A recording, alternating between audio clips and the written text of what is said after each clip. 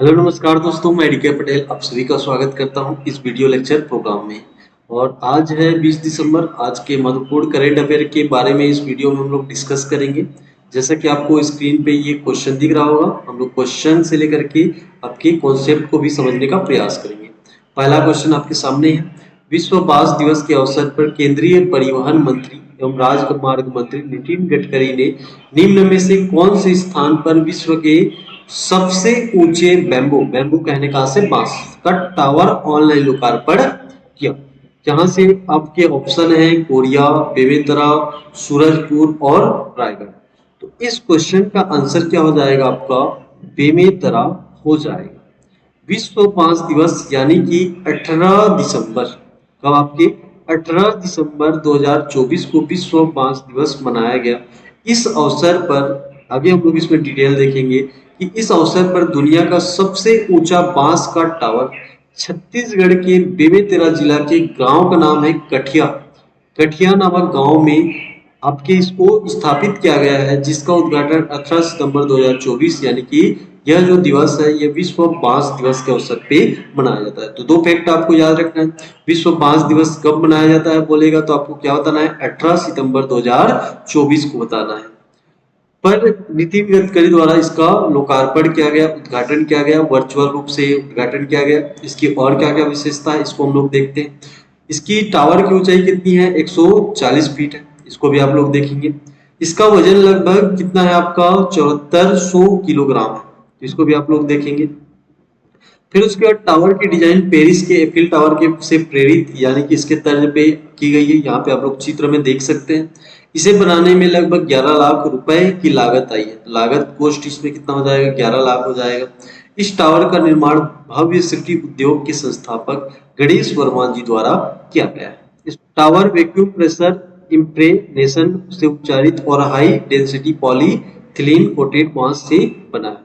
इसको बांस से बनाया गया। गणेश वर्मा के भव्य सृष्टि उद्योग को बांस के क्षेत्र में 15 पेटेंट मिल चुका है। ये भी आप लोगों को याद रखना है। तो इसके जो निर्माण करता है इनका नाम क्या है? गणेश वर्मा है। ये भव्य सृष्टि उद्योग के क्या है? संस्थापक है। चलिए अगले क्वेश्चन की ओर आगे बढ़ते हैं। अगला क्वेश्चन यहाँ पे हम लोग देखते हैं स्क्रीन पे। अगला क्वेश्चन पूछा गया है, चंद्रयान मिशन 4 के प्रौद्योगिकी प्रदर्शन के लिए लगभग कितने करोड़ रुपए की मंजूरी मिली है? आपके ऑप्शन है 2104 करोड़ रुपए, ऑप्शन बी है 2204 करोड़ रुपए, ऑप्शन सी है 2800 करोड़ रुपए और ऑप्शन डी है 2500 करोड़ रुपए।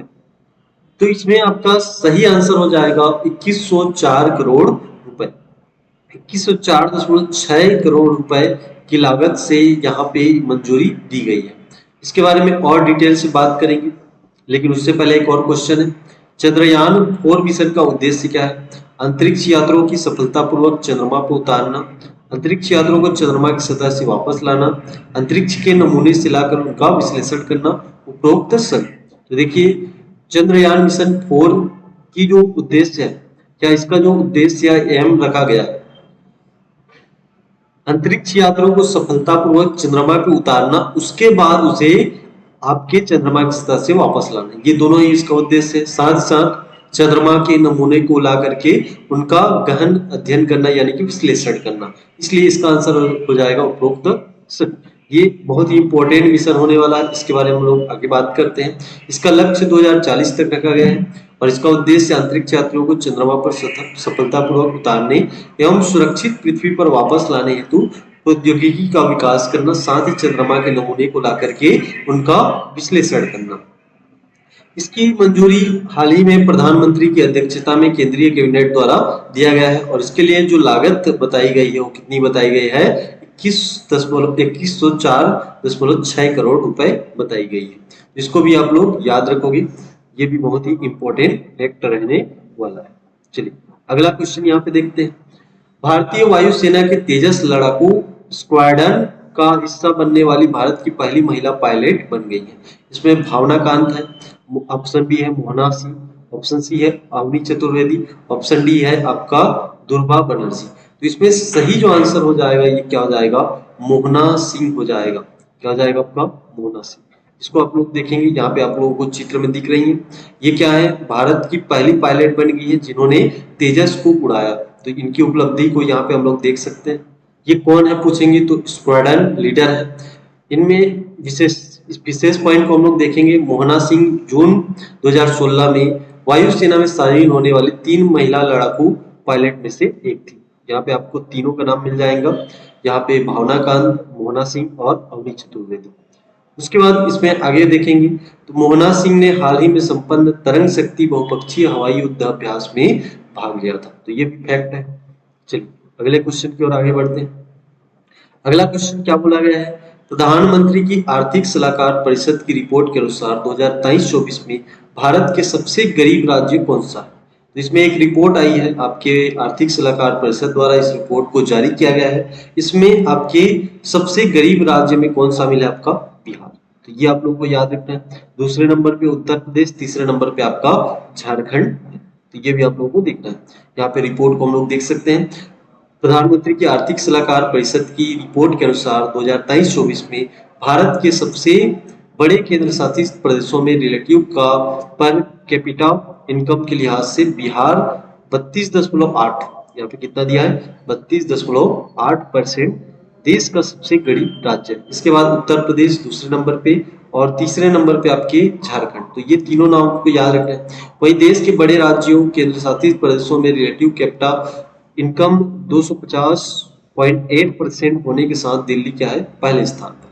इसको आप लोगों को देखना है। अगला हम लोग देखते हैं, दिव्यांगजनों के लिए बेहतर अधोसंरचना विकास के उद्देश्य से प्रधानमंत्री सुगम्य भारत अभियान के तहत राज्य के कौन से शहर को शामिल किया गया है। तो इसके लिए आपके 10 शहरों को चयन किया गया है, जिसमें आपके छत्तीसगढ़ से रायपुर को शामिल किया गया है। ये भी आप लोगों को यहाँ पे देखना है। कबाड़ से जुगाड़ के तहत राज्य पक्षी मैना की मूर्ति को लोकार्पण कहाँ पे किया गया है, बिलासपुर, कोंडागांव, रायपुर, इनमें से कोई नहीं।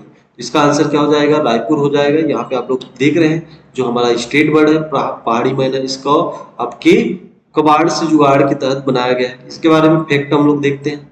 तो यह राजकीय पक्षी जिसको पहाड़ी मैना के नाम से जानते हैं, इसकी मूर्ति जिसका वजन कितना है 100 किलोग्राम है। इसका लोकार्पण मुख्यमंत्री विष्णुदेव साय द्वारा किया गया है। स्थान पूछेगा तो आपको बताना है रायपुर गांधी उद्यान में निगम क्षेत्र में किया गया है। किसके द्वारा निर्माण किया गया है, तो हीरा ग्रुप द्वारा निर्माण किया गया है। ये फैक्ट आप लोगों को इसमें देखना है।